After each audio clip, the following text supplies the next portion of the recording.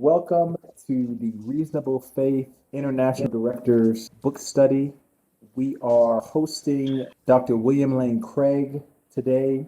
And before we go any further, Charles, our regional director, is going to introduce him, and then Dr. Craig will share some thoughts with us as it relates to the Kalam Cosmological Argument. So I'll turn it over to you now, Charles. Good afternoon, everybody. My name is Charles Honeycutt. I'm the West Coast Regional Director of Reasonable Faith, and we are honored to have the one and only Dr. William Lane Craig. He's authored many books, dozens and dozens of books on theology and philosophy. You can find many of his works and questions of the week on reasonablefaith.org. And we're going to be reviewing Chapter 3 of the Blackwell Companion to Natural Theology, a book that has been called a tour de force by several members in the atheist community. So thanks for joining us, Dr. Craig, and look forward to you sharing some of your thoughts on this chapter and other ideas that might spring from that chapter. Very good. Thank you, Charles. When I first published the Kalam Cosmological Argument back in 1979, I felt very much a lonely figure in defending this argument. My mentor, Stuart Hackett, had defended this argument, but very, very few other philosophers saw any merit in the Kalam Cosmological Argument. And I have to say now, in 2021, the situation has fundamentally changed. Now the argument is front and center in discussions of natural theology. According to the Cambridge Companion for Atheism, published in 2007, it is now the most discussed argument for the existence of God in the philosophical literature. And on the philosophical front, other philosophers have come forward defending the impossibility of an infinite past, including people like Rob Koons and Alexander Proust, absolutely first-rate thinkers arguing for the finitude of the past on metaphysical grounds. In addition to that, the scientific evidence for the beginning of the universe has continued to accumulate. In the Blackwell Companion, we mentioned the significance of the Born-Guth-Vilenkin theorem, and then Aaron Wall's theorem in thermodynamics, both pointing to an absolute beginning of the universe.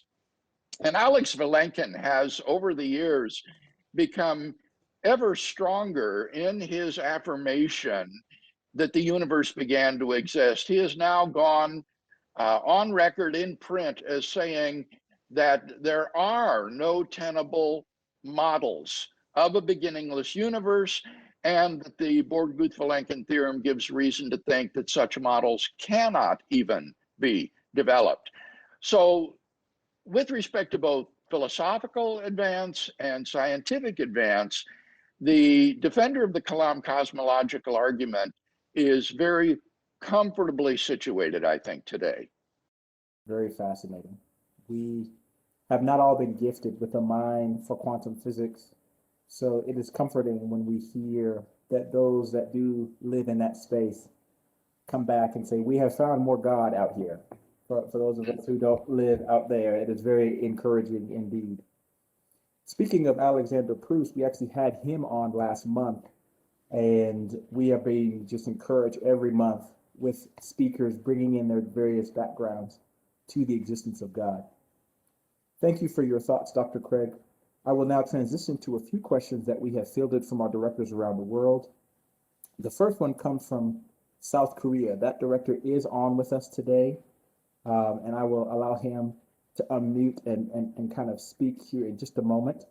His question, and Chan, make sure you clarify this if I misspeak. His question has several parts. 2A, he says, his question is about the theory of time.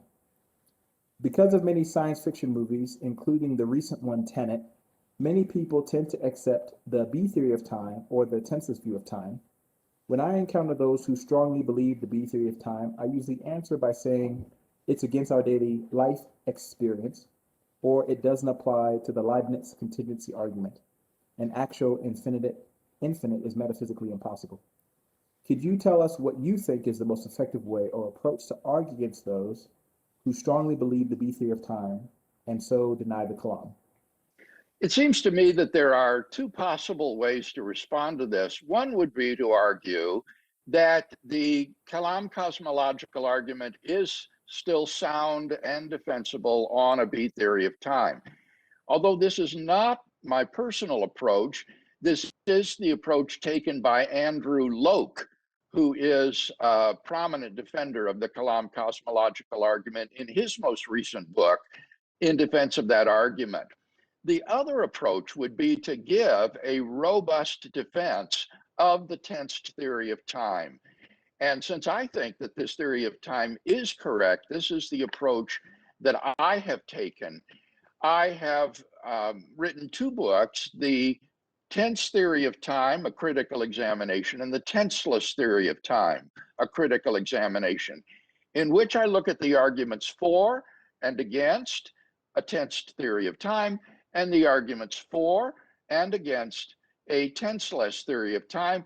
And I argue that the evidence supports a tensed theory of time, and that therefore this philosophical underpinning of the Kalam cosmological argument is very secure, very defensible, and I think based on the most probable view of the nature of time and temporal becoming. Those arguments are summarized in a popular form in my book, Time and Eternity. So if you're interested in looking at those arguments, I would encourage you to do so.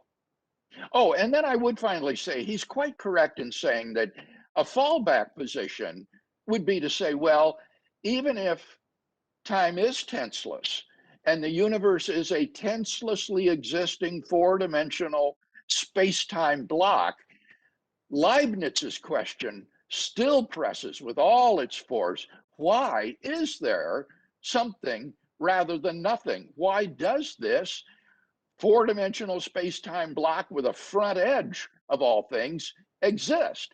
And so the contingency argument still goes through as powerfully as possible. Fantastic. Once again, these questions, this next one as well, are coming from Chan. Chan's on the call today. He is the director of South Korea. He is, I believe, a newer director. We are so glad to have him on the team because your ministry is worldwide and all of your influence. The second question is about quantum physics. He states that you wrote in the book, a great many physicists today are quite dissatisfied with the traditional Copenhagen interpretation of quantum physics. You suggest deterministic theories like that of David Bohm. He's asking you if you could please explain what that deterministic theory of David Bohm is. Well, to be candid, I have no profound knowledge of Bohmian quantum mechanics. You would need to be a mathematical physicist to do that. But for the defense of the Kalam cosmological argument, what's important to know is two things. First of all, that Bohm's theory is thoroughly deterministic. It is not an indeterministic interpretation of quantum mechanics. And the second thing is that Bohm's theory is empirically equivalent to the other accepted interpretations of quantum mechanics, and so is in no way disadvantaged evidentially. Now, with respect to that first point, that it's a deterministic theory, Bohm's theory is also called the de Broglie-Bohm theory or pilot wave theory, because this version or interpretation of quantum mechanics was first proposed by Louis de Broglie, who was a French mathematical physicist. And on de Broglie's interpretation, quantum particles are guided deterministically by what he called a pilot wave that would determine their trajectories. And so on the Bohmian view, even though we may not know, for example, the position and momentum of a particle, nevertheless, it possesses those characteristics or properties. And the theory is a species of what are called hidden variable interpretations of quantum mechanics. That is to say, any uncertainty attending quantum mechanics is epistemic, not ontic. It's simply a matter of our lack of knowledge of these hidden variables. Now, John Bell showed later in the 1960s that any such hidden variables theory must be non-local. That is to say, you have this sort of strange action at a distance, and that is characteristic of the de Broglie-Bohm theory, so that it completely comports with recent developments in quantum theory and experimentation. Now, with respect to the second point, its empirical credentials, Bohm's theory makes all of the same predictions that the traditional Copenhagen interpretation or Heisenberg's interpretation makes, and is therefore just as empirically adequate as they are.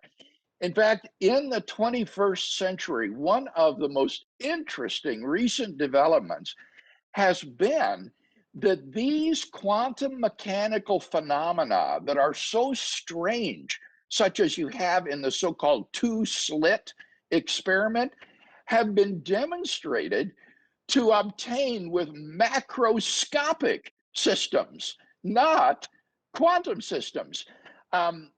Scientists have been able to reproduce these quantum mechanical effects in macroscopic systems of fluid dynamics, in which a drop of oil dances on the surface of an oil bath and exhibits the same sort of quantum phenomena.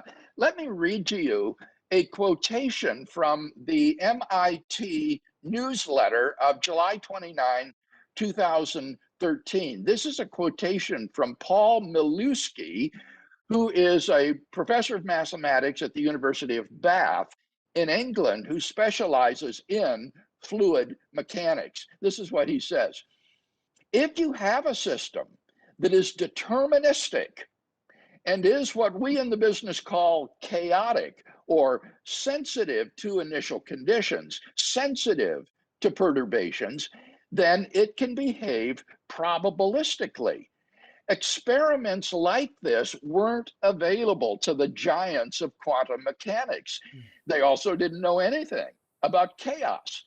Suppose these guys, who were puzzled by why the world behaves in this strange probabilistic way, actually had access to experiments like this and had the knowledge of chaos. Would they have come up with an equivalent deterministic theory of quantum mechanics, which is not the current one? That's what I find exciting from the quantum perspective. And that is exactly what David Bohm did, even without the advantage of these remarkable new experimental discoveries. Fantastic, fantastic. And it's always remarkable, Dr. Craig, how sharp and how quickly your recall is. It's amazing to listen to. I could just listen to you all day. So well, now, thank you, John. Well, thank you, sir. So now we transition from South Korea over to India. The director there, Jacob, I think you just did an apologetic conference through them here recently. I heard that was fantastic. So kudos to Jacob and his team for what they're doing there. It looks like Jacob's question is as follows. Dr. Craig, you have come across Alex Malpass's recent critique of the successive addition argument for the finitude of the past, as published in the Journal of the Mind. By responding to the objections raised against Dretski's counterexample. So let me come across this again. I mispronounced it. He says, have you come across the recent critique? Right. I just received a Facebook message from Alex Malpass informing me about his article that's been published in Mind. He says the article was stimulated by an exchange that I had with him on Cameron Bertuzzi's podcast, Capturing Christianity. And in that exchange, I think that I was able to show gently, but I think decisively, that Alex's objection committed a modal fallacy, a fallacy in modal reasoning. And so it would be interesting to know how he has managed to tighten his argument up and elude this fallacy in his published piece. I have not, however, yet read the piece in mind. I am working on another project now for a systematic philosophical theology, and this has put everything else on the back burner, and so I have not read his article. Understood. Are we able to get any teasers of what is garnering what is demanding so much of your time right now? Yes, you are. In two places. Josh Rasmussen, who is a brilliant young Christian philosopher at Azusa Pacific University in California, has set up some kind of a world center for philosophical dialogue on various issues. And he's invited me and Planting and others to send in short pieces that could then be subjects of discussion by those who log in. And so I sent to Josh something from one of my chapters that I've written for the Systematic Philosophical Theology. So that will be available there.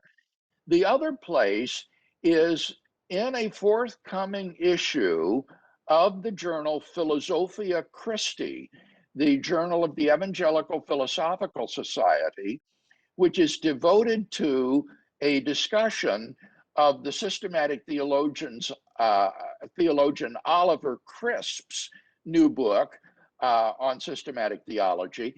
I have a piece called, well, I forget what it's called, but it's on delineating the differences between systematic theology, biblical theology, philosophical theology, fundamental theology, and philosophy of religion, trying to discern what are the parameters of these disciplines and how they relate to one another. So those are two things that have come out of my systematic philosophical theology so far that are or will be soon available.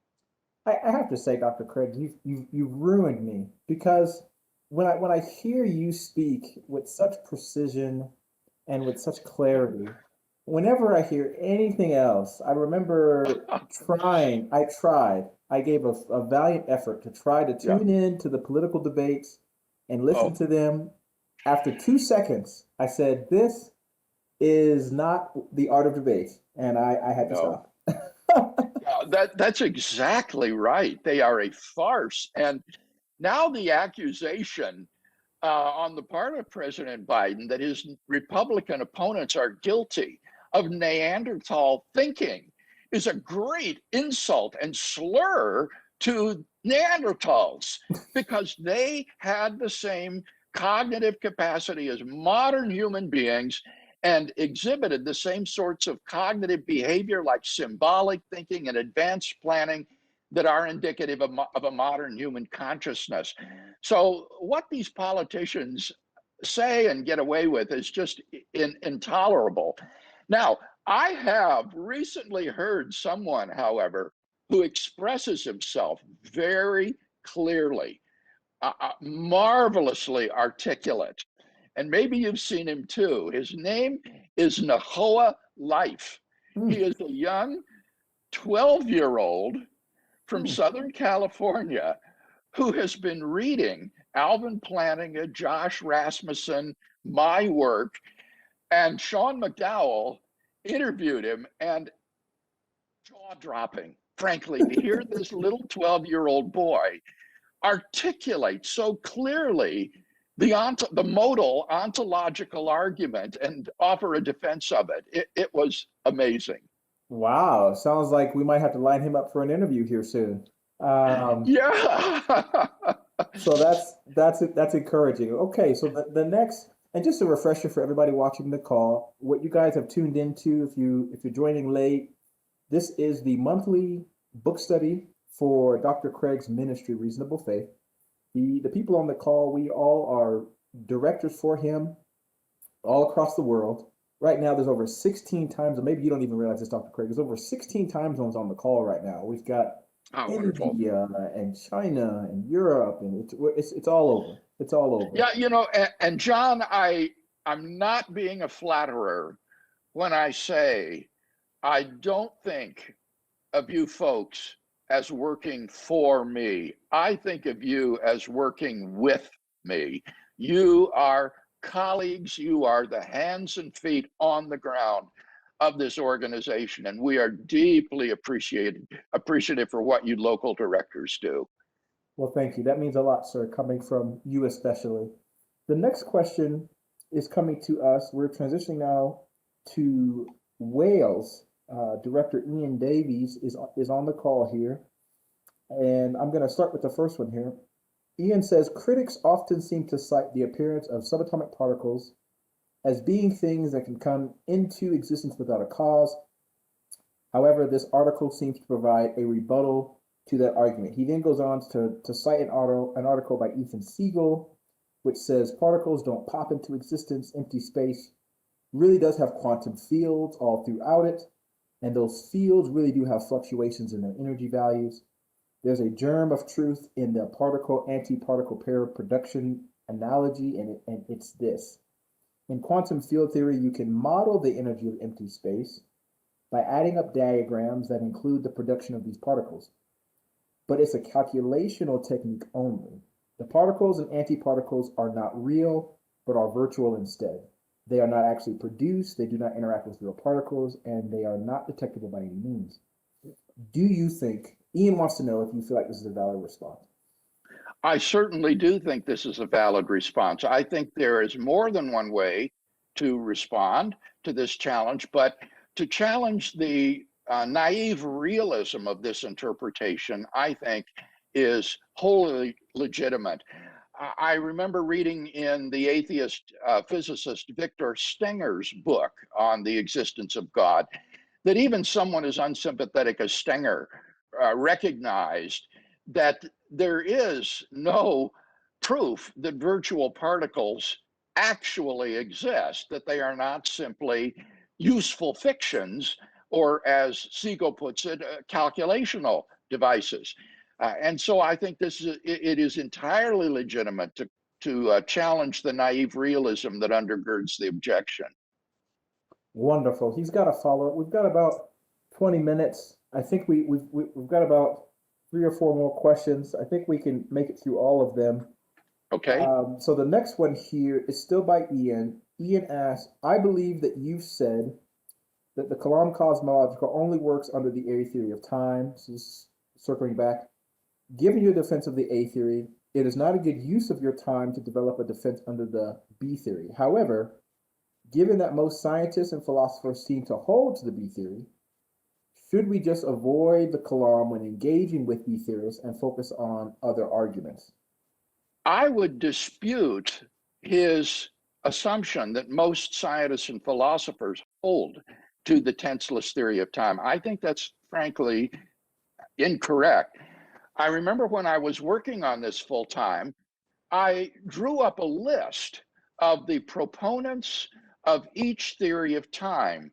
And what I was able to do was to match every proponent of the tenseless or B theory of time with a proponent of comparable stature of the tensed or A theory of time. In fact, I could do about a 2-to-1 ratio in favor of the tensed theory of time. I think that philosophers are evenly divided on this issue, and that as for scientists, I think many scientists don't take a realist view toward geometrical space-time.